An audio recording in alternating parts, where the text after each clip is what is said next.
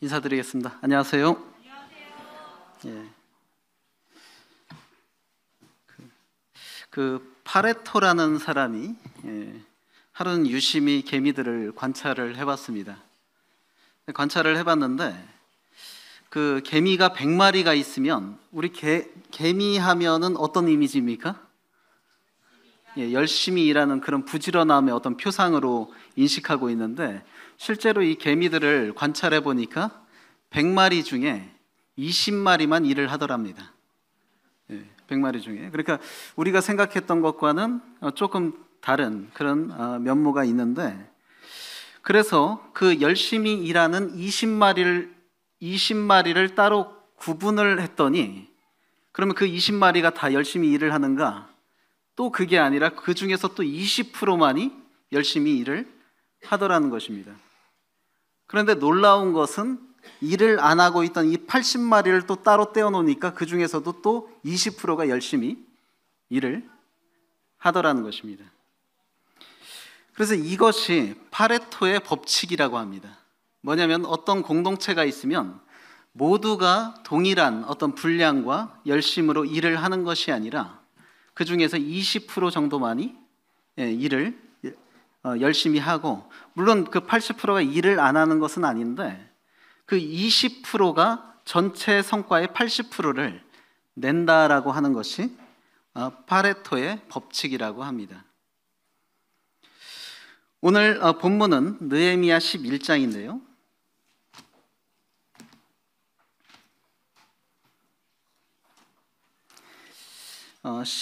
본문 전체를 다 읽기보다는 11장 1절로 2절을 먼저 읽도록 하겠습니다.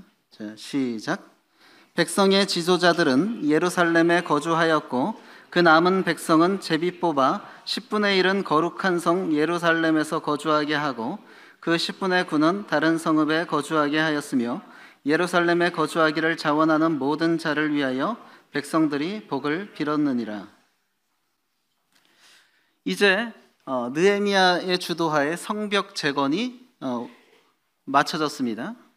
그런데 거기서 끝이 아니라, 일을 시작하고 완성한 것도 중요하지만 그것을 유지하는 것은 더욱 중요하고 힘이 듭니다.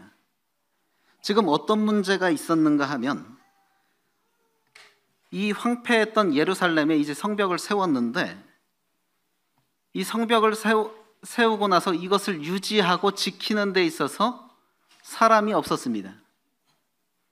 따라서 이 예루살렘 안에 거주하면서 이 세워진 성벽과 성전을 방비할 그런 인력이 필요했던 것입니다. 지금 느헤미야 11장은 이런 일을 위해서 소수의 희생할 사람들의 명단을 기록하고 있습니다.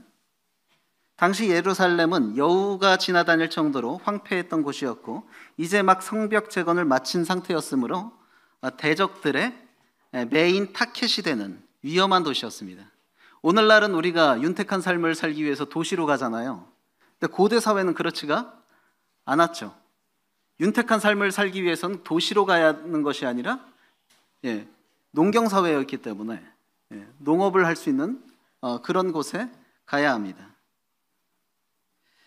따라서 그것을 방비하고 황폐함을 막기 위해서 그 땅에 거주할 백성들이 필요한데, 그러기 위해서는 안락한 생업을 포기하고 위험한 예루살렘으로 가야 하는 것입니다. 자기의 안락한 생업을 포기하고 위험한 도시로 간다는 것이 흔쾌한 일은 아니죠. 주저될 수 있는 일입니다.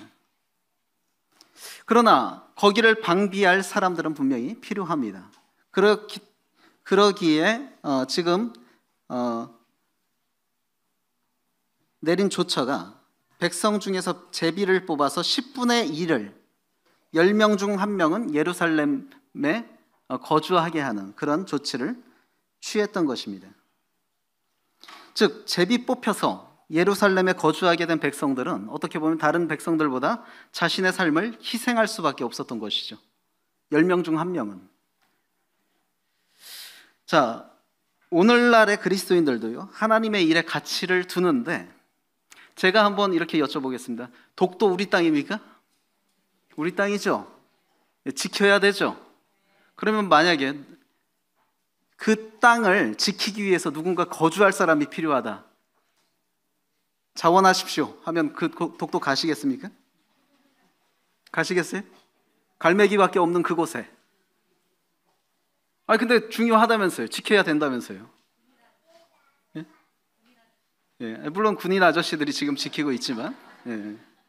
우리가요 그 가치를 인식하는 만큼 그 헌신이 뒤따르는 문제는 사실 참 별개입니다. 그래서 이율배반적인 경우가 많습니다.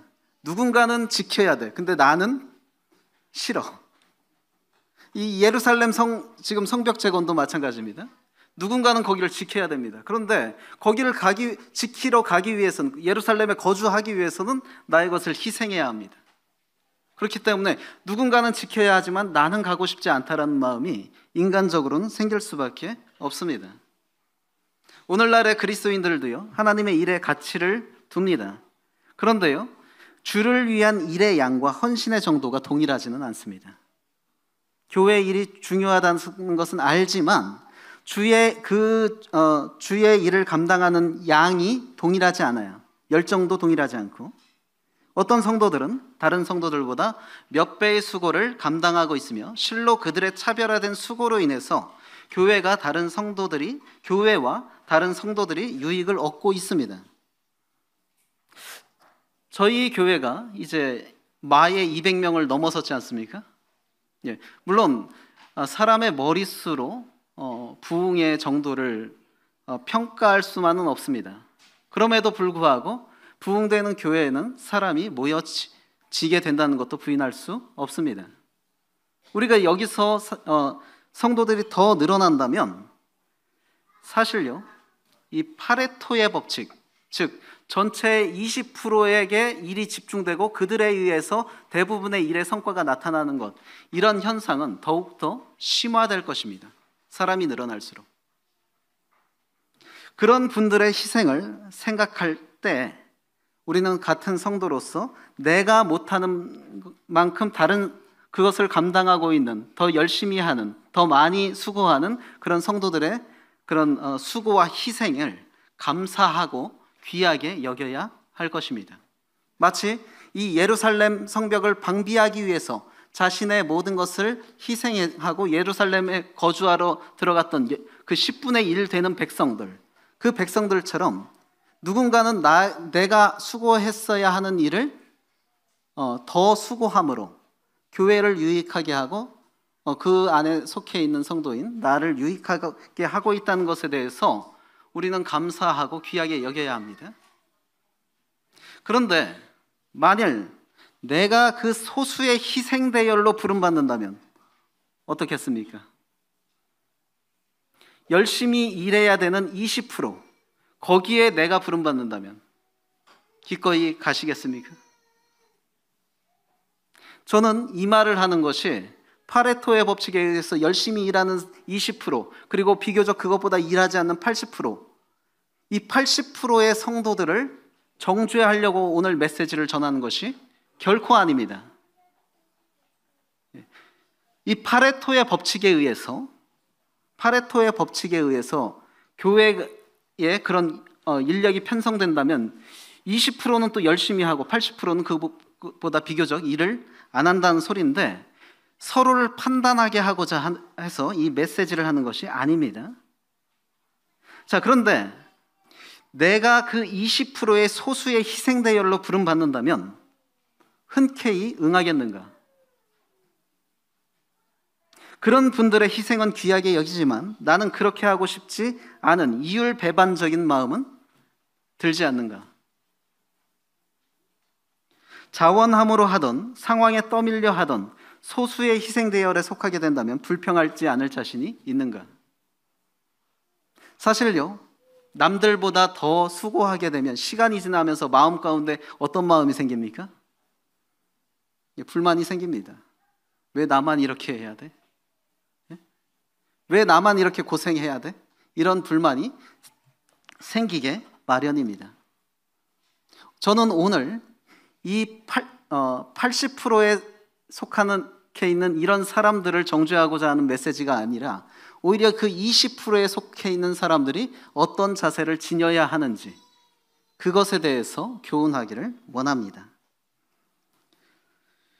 자, 인간 사회에서도 파레토의 법칙이 적용이 된다고 그래요. 보편적으로 어떤 공동체가 있으면 거기서 열심히 일하는 사람은 20%, 그리고 전체 성과의 그 80%를 이 20%가 낸다라고 하는 파레토의 법칙이 보편적으로 적용이 된다고 하는데, 교회는 다를까요? 교회. 전 교회도 비슷하다고 생각합니다. 이것은 누가 잘못하고 게을러서가 아니라 저는 어떤 공동체 구조든지 그러한 것이 자연스럽게 나타난다고 봅니다. 왜냐하면은 저희 교회에 이렇게 천고에 오신 분들 중에 이전 교회에 있을 때 굉장히 거기서 중추적인 역할을 하셨던 분들이 많이 있는 걸로 알고 있습니다. 거기선 중추적인 역할을 했는데 그분들의 마음이 변해서 여기서 일의 양이 줄어들었는가? 그렇게 볼 수는 없습니다. 어느 공동체의 구조든 20%가 그 일의 비중을 차지하는 것은 자연스러운 파레토의 법칙이라고 생각합니다. 느헤미야 시대에 생업을 포기하고 예루살렘에 거주했던 그 10분의 1의 사람들처럼 그 20%의 어떤 사람들이 여전히 우리 교회에도 존재한다. 그리고 그 반대로 그 80%의 사람도 존재한다. 그러면 내가 그 자신이 소수의 희생의 대열에 서게 될 때에 우리는 어떤 자세를 지녀야 하는가 하는 것이죠. 1절에 백성의 지도자들은 예루살렘에 거주하였고 그 남은 백성은 제비 뽑아 10분의 1은 거룩한 성 예루살렘에서 거주하게 했다. 자, 이스라엘 백성들은 지금 예루살렘에 거주할 사람들을 어떻게 선별했습니까? 제비 뽑았습니다. 제비 뽑았습니다. 자, 원리적으로 소수의 희생적인 무리가 발생하는 것이 필연이라면 이들의 존재는 교회 안에서 매우 중요합니다. 성벽 재건 후에 예루살렘에 거주한 10분의 1의 백성들의 수고와 희생으로 예루살렘이 지켜졌듯이 그러한 분들의 수고로 인해 교회와 하나님의 나라가 든든히 서가는 것인데, 자, 이스라엘 백성들은 제비 뽑아서 그 예루살렘에 거주할 백성들을 선별했습니다. 우리는 제비를 뽑지는 않습니다. 제비를 뽑지는 않는데 여러 가지 상황과 어떤 그런 것에 맞물려서 자연스럽게 그런 20%의 무리가 형성이 된다는 것입니다. 그것이 직임이 될 수도 있고 은사가 될 수도 있습니다. 그런데 그것은 하나님의 소명으로 분별해야 합니다. 하나님께서 그분의 교회와 그분의 나라를 견고하게 하기 위해서 나를 그 20%의 대열에 불렀다라고 분별해야 하는 것입니다. 제비 뽑은 것에 순복했다는 것은요, 하나님의 섭리를 인정했다는 거거든요. 잠언 말씀에 사람이 제비를 뽑으나 이를 작정하기는 누구에게 있다고 하요? 여호와께 있느니라. 즉 제비 뽑은 것에 순복했다는 것은 이스라엘 백성들이 하나님의 소명에 순종했다는 거예요. 자기를 예루살렘에 거주하는 자로 부르신 하나님의 소명에 불평 없이 순종했다는 것입니다. 우리 역시도 이 공동체 안에서 일을 더하고 수고하는 20%에 속할 수 있습니다. 자, 그러한 때에 우리는 그것을 소명으로 받아들여야 합니다. 내가 이 교회를 위해서 이 80%의 사람들을 대신해서 이 일에 부름받았다. 나는 소명의식으로 받아들이고 하나님 앞에 순종하는 자세가 필요한 것이죠. 내가 그 대열로서 소명을 받을 수 있습니다. 이스라엘 백성들은 자의와 상관없이 제비를 뽑아 예루살렘 거주 여부를 정했습니다. 오늘날에도 나에게 주어지는 소명은 하나님의 주권입니다. 내가 원한다고 원치 않는다고 결정할 수 있는 것이 아니라 하나님께서 부르셨다면 그렇게 해야 하는 것입니다. 내가 다른 성도들보다 더 수고하는 상황이 될 수도 있고 때론 그 일이 벅차기도 합니다. 그러나 그것은 희생하는 소수의 대열로 부르신 하나님의 소명이라는 사실을 인정하고 그 수고에 동참해야 한다는 것이죠. 두 번째로 우리는 2절에 예루살렘에 거주하기를 자원하는 모든 자라는 표현을 볼 수가 있습니다. 제비 뽑아서 예루살렘에 거주하게 된 자도 있는가 하면 자원함으로 예루살렘에 거주한 사람도 있었던 것 같습니다. 어쩌면 제비 뽑아 선별된 사람들이 비록 제비를 통해서 거기에 선별됐지만 이후에 자원하는 마음을 가졌을 수도 있습니다. 자, 하나님으로부터 소명이 있었다면 그 이후에 소명받은 자에게 요구되는 것은 무엇일까요? 그것은 사명감입니다. 우리는 사명감 이전에 하나님의 소명이 먼저 있어야 합니다. 어떤 일의 부르심에 있어서 소명이 주어졌다면 나에게 이제 요구되는 것은 사명감이에요. 소명은 있었지만 사명감을 나타내지 못한 사람이 바로 요나입니다. 그는 하나님의 소명을 받았어요. 그러나 그 일에 사명감으로 투철하게 일하지 않음으로 하나님과의 갈등을 보여주게 되죠. 물론 그렇다고 해서 그 사명감이 없었던 요나를 과소평가할 수는 없습니다. 자, 원하지 않았지만 하나님의 강권함으로 하는 일, 이거 수준 낮은 걸까요? 아니면 귀하게 봐야 되는 일일까요? 내가 원하지 않았어요. 근데 하나님의 소명이 주어졌기 때문에 원치 않았지만 그 일을 하는 분들, 그런 사역자들, 귀하게 바라봐야 될까요? 수준 낮게 바라봐야 될까요? 귀하게 바라봐야 합니다. 그 판단할 이유가 못 됩니다. 제가 존경하는 사역자들 중에 그런 분들이 많습니다. 정말로 그 소명에 자신의 마음이 기쁨으로 화답되어서 일을 하기보다는 원치 않았지만 주님이 여러 가지 상황적으로 나를 그렇게 인도하셨고 결국에 주님의 소명으로 분별할 수밖에 없었다. 그래서 나는 원치 않았지만 지금 이 일을 하고 있다라고 간증하는 분을 저는 여럿 봤습니다. 굉장히 존경스러운 분들입니다. 우리는 그분들의 모습을 미성숙하다 말할 수 있나요? 하나님의 소명을 받았으면 기쁘게 해야지, 자원함으로 화답함으로 해야지. 아닙니다. 오히려 성숙하기 때문에 원치 않지만 하나님의 뜻에 순종하는 것 아니겠습니까? 그 일은 굉장히 귀한 일입니다. 주님 역시도요, 죄인들을 구원하기를 원하셨지만 주님이 십자가의 길을 원하셨을까요? 주님은요, 죄인을 구원하러 이 땅에 오셨습니다. 그러나 십자가의 길은 피하고 싶었습니다.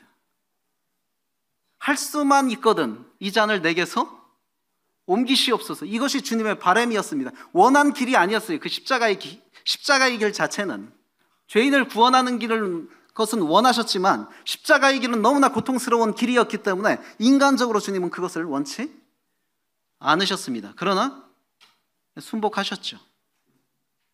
오늘날에도 이런 사역자들은 많이 있습니다. 자기가 원하지 않았지만 하나님의 소명이기 때문에 순복하는, 따라서 희생하는 소수의 대열에 있는 성도들이 그것을 원하지 않았으나 상황에 따라서 그 일을 하고 있을 수 있습니다. 그러나 그렇다 할지라도 그것은 매우 귀한 일입니다. 내가 원하지 않았지만 하나님의 소명 때문에 거기에 순복하고 하는 일. 그렇다면 이처럼 강권함으로 하는 일조차 너무나 귀한 일일진데 만일 희생하는 소수의 무리에 강권함뿐만이 아니라 자원하는 심령으로 그것을 한다고 한다면 말할 수 없는 시 귀한 일이겠죠. 이스라엘 백성들은 제비를 뽑았을 뿐만 아니라 자원하는 마음으로 예루살렘에 거주하는 사람도 있었습니다. 그들은 예루살렘 방비를 위해 자신의 안락을 기꺼이 포기했던 것입니다.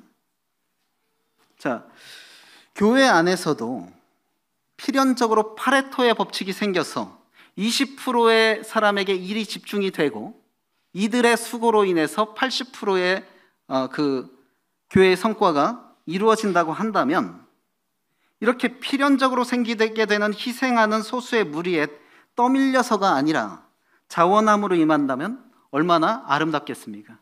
떠밀려서 해도 아름다운 일입니다. 그러나 자원함으로 한다면 더 말할 것 나위 없는 것이죠. 그러면 우리가 이 소수의 희생의 대열에 서는 자들의 마음가짐을 한번 생각해 보겠습니다.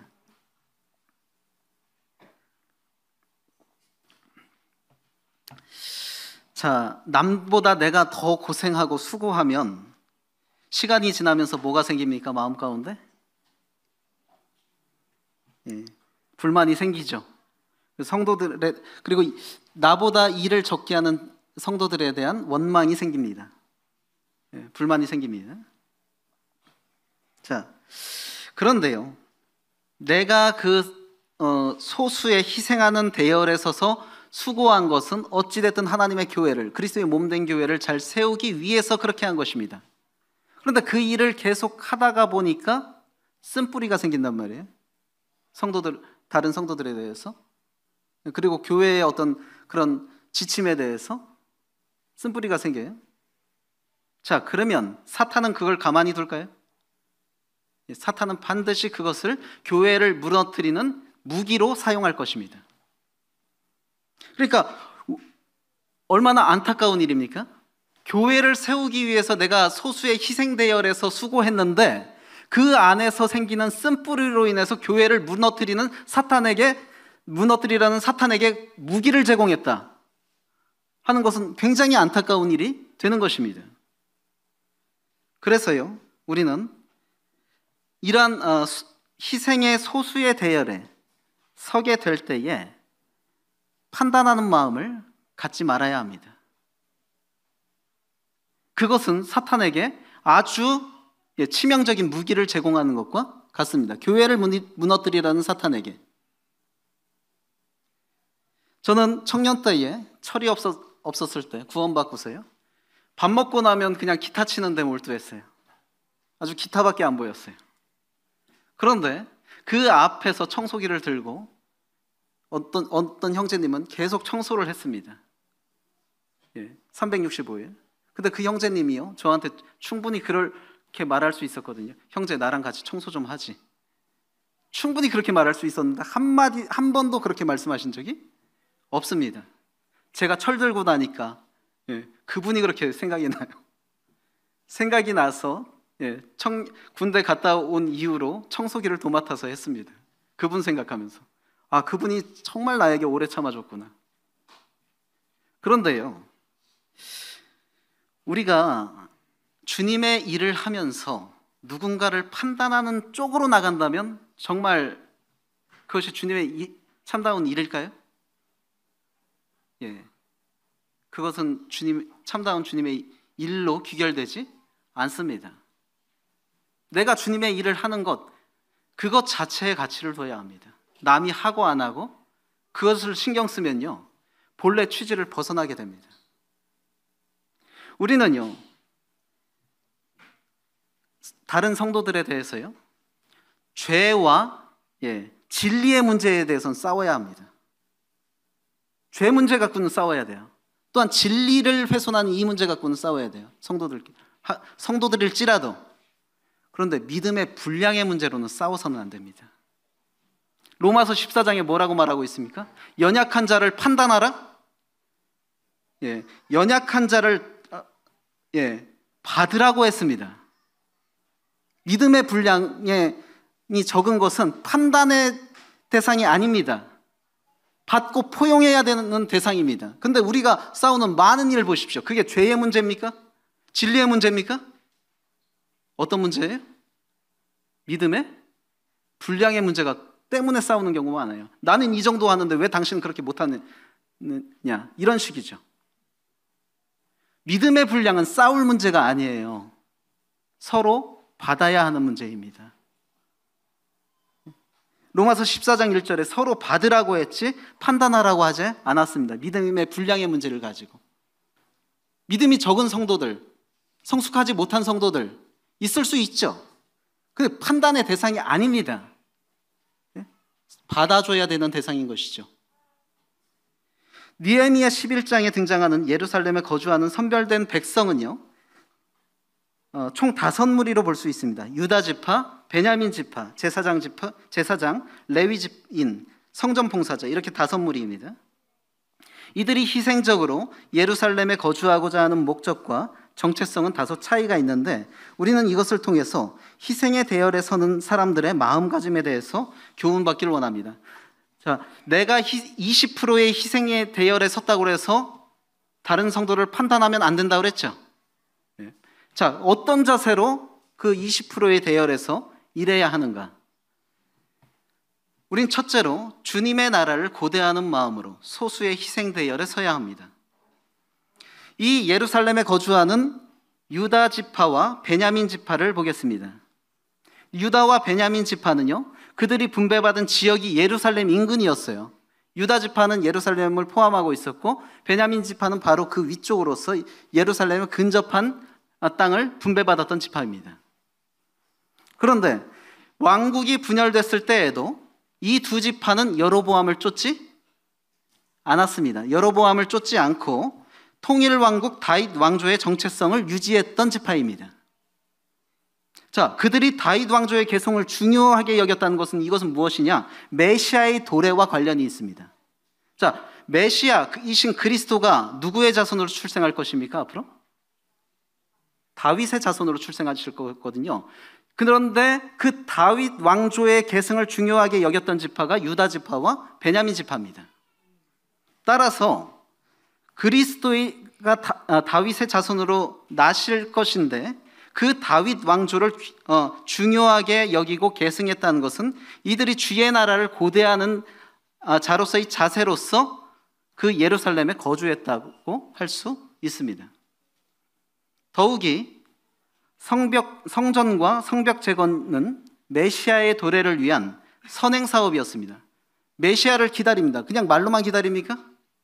메시아를 기다리는 궁극적 실천 사항이 뭐예요? 메시아가 임재할 성전을 짓는 것입니다. 성전도 짓지 않고 메시아를 기다릴 수는 없습니다. 즉 성전과 성벽 재건은 여러 가지 목적이 있었지만 메시아 시대의 도래, 즉 하나님 나라의 임재와 관련이 있는 것으로서 그 중추적인 역할에 유다 지파와 베냐민 지파가 중심에 있었던 것입니다. 더욱이 유다 지파는 메시아를 출생시킬 지파로서 예루살렘에 대한 사수를 위한 의무에 민감해야 하는 지파였죠. 다른 사람들은 몰라도 유다 지파만큼은 예루살렘 사수에 철저히 임해야 합니다.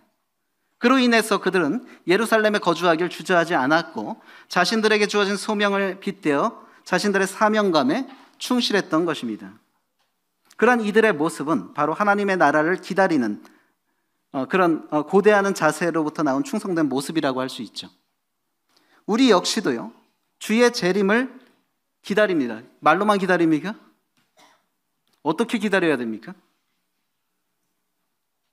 우리가 주의 재림을 기다린다고 한다면 그에 따른 실천이 있어야 돼요.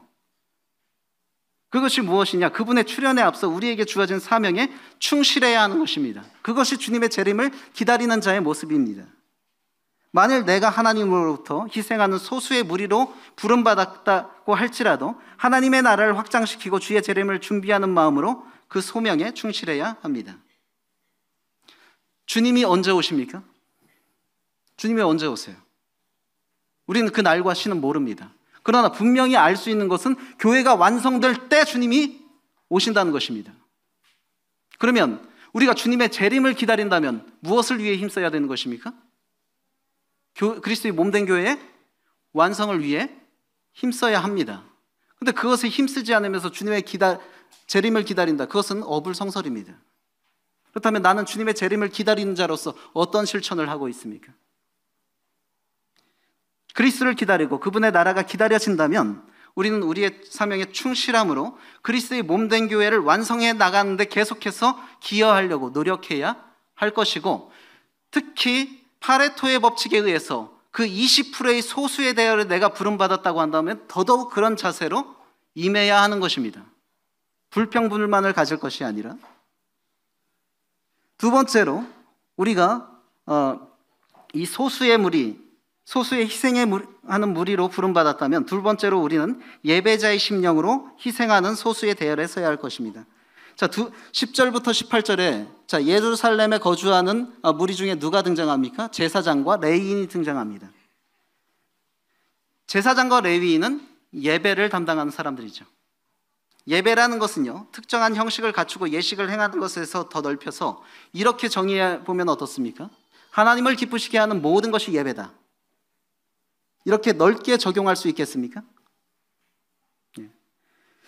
구별된 우리의 희생으로 하나님이 기뻐하시고 영광을 받으신다면 그것 자체가 예배입니다. 예루살렘에 거주하는 백성의 무리 중에 제사장과 레위인이 있었는데, 이 레위 지파가 예루살렘으로 귀환했다는 것은 보통 일이 아니에요. 왜냐하면 인간적으로는 귀환하면 안 됩니다. 왜? 그들은 예루살렘으로 돌아와봤자 분깃이 있다 없다? 분깃이 없습니다. 차라리 페르시아에서 안락한 삶을 사는 게 더 낫습니다. 그럼에도 불구하고 그들이 고토귀환에 합류했다는 것은 정말로 하나님을 예배하는 예배자로서 합류를 한 것입니다. 그 예배의 가치를 두고, 더욱이 예루살렘에 거주하는 백성으로서의 삶은 대적들의 위협과 공포 속에서 살아야 합니다. 그럼에도 제사장들과 레위인들은 그러한 희생의 대열에 서길 마다하지 않았다는 것이죠. 왜? 예배자이기 때문에. 예배자로서 나에게 돌아오는 것이 없다 할지라도 분깃을 바랄 수 없는 그 대열에 제사장들과 레위인들이 기꺼이 합류한 이유는 예배하는 사람으로서의 정체성을 잊지 않았던 것입니다. 분깃이 없을지라도 하나님을 높이는 데 가치를 두는 이러한 자세가 참된 예배자의 모습이죠. 어떤 대가가 주어져서 일하는 것이 아니라 분깃이 없이 일하는 것. 베드로는 우리를 왕같은 제사장이라고 말하고 있습니다. 그렇다면 우리 역시 대가를 위해서가 아니라 하나님의 영광을 위해서 하나님께 예배하는 심령으로 일하는 자들이 되어야 할 것이고, 특히 그 소수의 20%의 희생의 대열에 속한 사람들은 더더욱 그래야 할 것입니다. 희생의 대열에 속한 사람들이 시간이 지나면 생각하기 쉬운 게 뭡니까? 내가 이렇게 수고하는데 얻는 게 뭐지? 내가 이렇게 수고해도 성도들은 나를 몰라주는 것 같고, 내가 이렇게 수고해도 일만 더 요구하고, 이런 생각을 할 수 있습니다. 그러나 우리는 이러한 때에 제사장과 레위인들을 생각해야 됩니다. 그들이 분깃이 있어서 예루살렘으로 돌아온 것이 아닙니다. 어떤 대가를 바라고 예루살렘으로 돌아온 것이 아닙니다. 내가 수고하는 만큼 성도들이 나를 알아주지 않는다 할지라도, 나를 존중해 주지 않는다 할지라도 이것을 통해서 하나님이 기뻐하실 수 있다고 한다면 예배자로서 그 일에 임해야 하는 것이 참된 자세라고 할 수 있는 것입니다. 세 번째로, 우리는 구원의 은혜를 경험한 사람으로서 희생하는 소수의 대열에 서야 할 것입니다. 우리 21절에 보면요, 조금 생소한 사람들이 나오는데, 느디님 사람은 오벨에 거주하니 시아와 기스바가 그들의 책임자가 되었느니라. 여기서 느디님 사람들, 본절에 등장하는 느디님 사람들은 어떤 사람들이냐? 이 사람들이야말로 이름 없이 빚도 없이 아낌없이 주님께 헌신하는 사람들입니다. 이 사람들은 어떤 사람들이냐? 이 사람들의 기원은요, 여호수아 시대에 자신들의 정체를 숨기고 화친을 유도했던 기브온 거민의 후손으로 분별이 됩니다. 자, 여호수아가 그들에게 속은 것을 알고, 화친은 맺었기 때문에 이제 죽일 수는 없어요. 하지만 그들에게 속은 것을 알고 분노하죠. 그로 인해서 내린 벌이 뭐냐? 노역입니다. 노역. 니들은 이제 이스라엘 진영에서 노예로 살아라. 그래서 나무 패고 물 깃고 그런 일을 하는 노예로 삼았습니다. 이들은 성전에서 봉사하는 레위인들의 노예라고 볼 수 있습니다. 노예. 그런데 놀라운 것이요, 이들은 그러면 유대인 혈통도 아닙니다. 그리고 이스라엘 진영에 있어봤자 노예로서의 삶을 살 수밖에 없습니다. 그런 그들이 페르시아에 있다가 이스라엘로 귀환을 했다는 거예요. 이스라엘로 귀환해봤자 이들의 삶은 어떤 삶이에요? 노예의 삶인데 기꺼이 그렇게 했다는 것입니다. 유대인 혈통도 아닌 자들이. 그들이 그러면 정말 인간적인 마음으로 그렇게 예루살렘에 올 이유가 있었습니까? 아니요. 그들은 인간적인 측면에서 예루살렘으로 오면 안 되는 사람입니다. 왜? 와봤자 노예 생활입니다. 와봤자 유대인 순수 혈통도 아니기 때문에 인정도 못 받습니다. 그럼에도 그들이 돌아온 것은요, 그들이 하나님의 은혜를 알고 정말 하나님께 드리는 예배의 가치를 알지 않고는 불가능한 것입니다.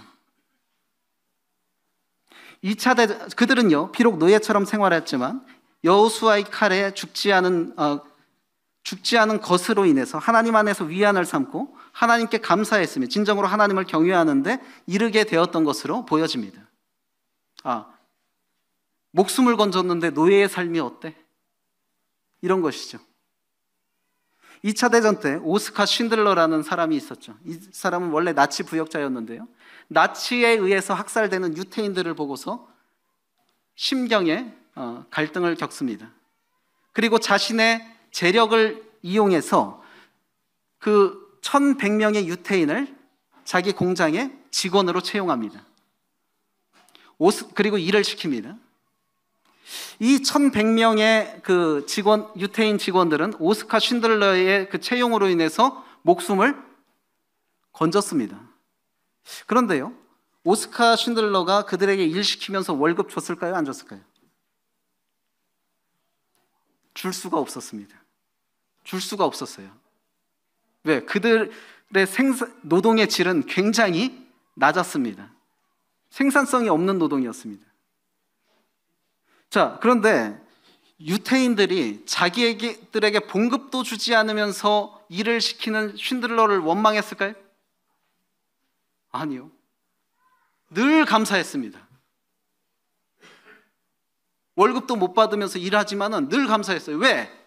목숨을 구해줬기 때문에. 내가 저 사람의 노예로서 봉급도 못 받으면서 일한다 할지라도 그것이 불평이 될 수 없었어요. 우리 역시도요. 자, 온 천하보다 귀한 것이 무엇입니까? 목숨 아닙니까? 그러면 목숨을 건진 것만으로도 온 천하를 얻은 것을 능가하는 그런 기쁨을 누려야 됩니다. 목숨을 얻은 것만으로도, 구한 것만으로도. 생명의 위협에서 목숨을 건져본 경험이 있는 이들은요, 자신의 처지에 결코 불평할 수 없을 것입니다. 온 천하를 얻고도 목숨을 잃으면 아무 소용이 없기 때문에. 그 오스카 쉰들러의 직원들이요, 나중에 그 2차 대전이 끝나고 오스카 쉰들러를 보호하려고 총을 들었습니다. 생명의 은인을 위해서는 어떤 수고도 아깝지 않았던 것입니다. 느디님 사람들 역시도요, 조상들로부터 그들이 어떻게 목숨을 건졌는지 들었을 것이며, 비록 노예 생활이지만 목숨을 건진 자로서 생명을 보존해준 이들을 위한 희생을 과하게 여기지 않았습니다.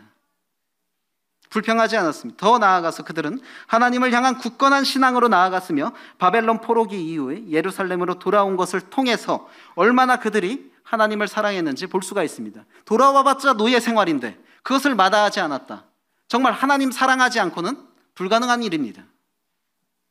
우리의 생명의 은인은 누굽니까? 주님이잖아요. 주님이 우리의 생명의 은인이십니다. 그렇다면 비록 그분을 위해서 노예같이 산다 할지라도 예루살렘으로 돌아온 느디님 사람들처럼 주님을 위한 종된 삶이라 할지라도 기쁘게 받아들일 수 있는 것이 맞습니다. 내가 다른 사람들보다 더 고생하는데 왜 나만 이렇게 해야 돼? 이렇게 생각할 일이 아니라는 것이죠. 우리가 주님을 위해 한 희생에 주저하는 것은요, 어떻게 보면 구원의 기쁨을 상실해서일 수 있어요. 구원의 기쁨을 상실하면요, 영적인 건강이 좋아지지 않습니다. 그렇기에 다윗의 기도처럼 우리는 구원의 기쁨을 회복시켜달라고 간구해야 합니다. 복음은 믿지 않는 불신자들에게만 필요한 것입니까? 아니요. 우리 성도들도 수시로 복음을 들어야 됩니다. 그래야 구원의 기쁨을 상실하지 않습니다. 교훈을 정리하면요, 우리는 우선 주를 위해 희생하는 소수의 대열에 들기를 사모해야 합니다. 파레토의 법칙, 20%가 전체 공동체의 80%의 일을 한다. 그 파레토의 법칙이 어느 공동체든 자연스럽게 나타나는데 우리는 우선 그 소수의 대열에 들기를 사모해야 할 것입니다. 그런데 모두가 그 대열이 될 수는 없습니다. 자연스러운 법 원리에 의해서. 그러면 그 소수의 대열에 들어간 그 20%의 사람이 나라고 한다면 나만큼 일하지 않는다고 해서 다른 성도들을 판단해야 됩니까? 아니요. 판단하지 마시기 바랍니다. 나는 이렇게 고생하는데 저 사람은 아무것도 안 하는 것 같아. 이런 마음 갖지 마시기 바랍니다. 누구 위해서 한 겁니까? 주님 위해서 한 거잖아요.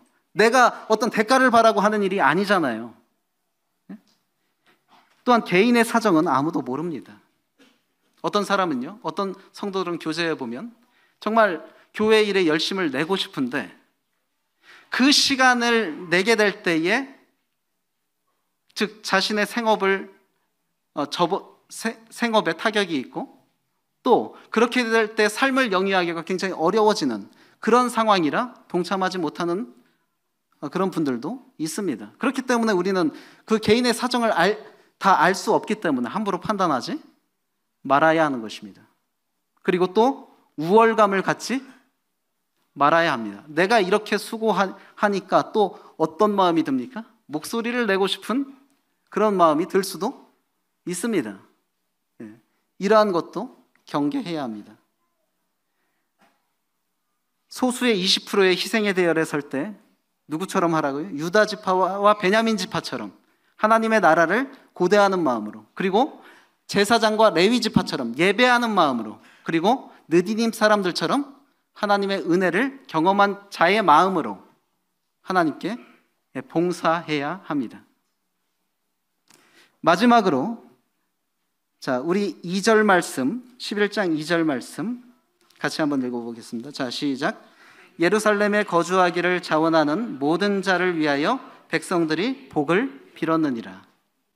자, 예루살렘에 거주하게 된 10분의 1의 백성이 예루살렘에 거주하게 됐는데, 그럼 나머지 10분의 9는 가만히 있었던 것이 아니라 어떻게? 그들을 위해서 복을 빌었다. 자, 내가 소수의 희생에 대해 20%에 속하지 않을 수도 있습니다. 속할 수도 있지만 속하지 않는다고 했을 때 그러면 그들의 자세는 어떠해야 됩니까? 제가 오늘 전한 이 메시지가 이 80%의 분들이 이런 필연적인 현상이 일어날 수밖에 없다고 해서 여호와의 일을 태만히 하는 그런 자세로 합리화하지 마시길 바랍니다. 자, 내가 그 20%에 속한 사람이 아니라고 한다면 나보다 주를 위해 수고하는 이들을 더욱더 존경하고 축복할 수 있는 마음을 가져야 합니다. 그리고 어떻게든 그 80% 안에서 내가 할 수 있는 일을 찾아야 하고 여호와의 일을 태만히 하는 자가 되지 않기를 힘써야 할 것입니다. 그렇게 하게 될 때에 우리 교회 안에서 더더욱 서로 간의 쓴뿌리가 생기지 아니하고 우리 교회는 더더욱 든든히 서가게 될 것이라고 확신합니다. 기도하시겠습니다. 주님, 감사합니다. 느헤미야 11장을 통해서 또 교훈 주심을 감사를 드립니다. 참 예루살렘 방비를 위해서 선별됐던 10분의 1의 백성들을 기억합니다. 참 어느 공동체든지 또 소수의 그 희생의 무리가 있었던 것을 보게 되는데, 저희 교회 안에서도 참 소수의 또 더 수고하는 사람들이 있을 줄로 생각이 됩니다. 참 그들을 위로하시고 또 그들이 주님의 일에 임하게 될 때 주님께서 가르쳐 주신 합당한 자세를 가지고 일하게 하시며, 또 그 소수의 대열에 속하진 않았다 할지라도 이들을 존경하며 서로가 합력하여 선을 이룰 수 있는 저희 교회가 될 수 있게 해주시길 원합니다. 감사드리며 예수님 이름으로 기도했습니다. 아멘. 감사합니다.